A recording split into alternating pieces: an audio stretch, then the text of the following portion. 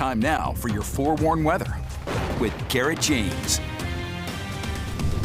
Welcome back. It's time for us to get a check of our weather with meteorologist Garrett James, who joins us live from southern Utah, tracking all the latest developments. And Garrett, it's been a busy day for the weather department.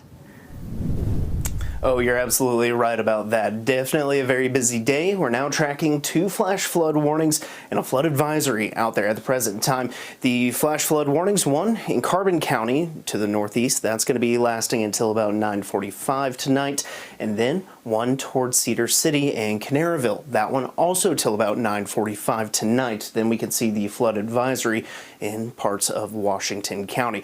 Lots on the radar right now. A lot of lightning strikes towards Duchesne right now. And we can see just north of Price in Carbon County where that flash flood warning is. A few showers towards the northwestern part of the state, but towards the central part of the state, towards Hanksville, Wayne County, Garfield County, a lot of lightning strikes out that way. Same goes for Kane County as well. And there we can see that flash flood warning right behind the I-15 symbol right there. We can see just south of Cedar City. So a lot of rainfall falling as those storms continue to progress further and further to the northeast, providing flooding. This is actually video I took here just about an hour ago in the southern part of Washington County. That's kind of over towards the airport.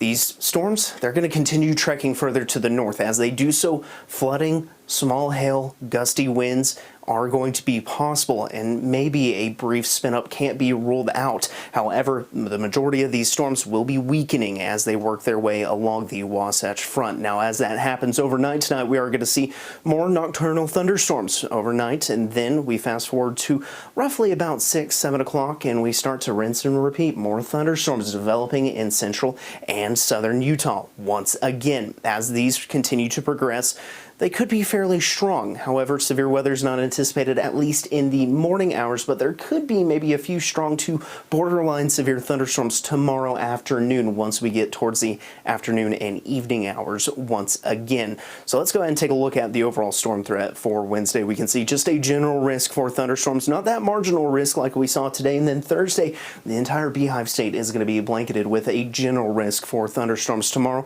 there is a marginal risk for excessive rainfall, whereas today we saw that slight risk, so that higher category. But for the flash flood potential for southern Utah, we're looking at probable conditions all across the state.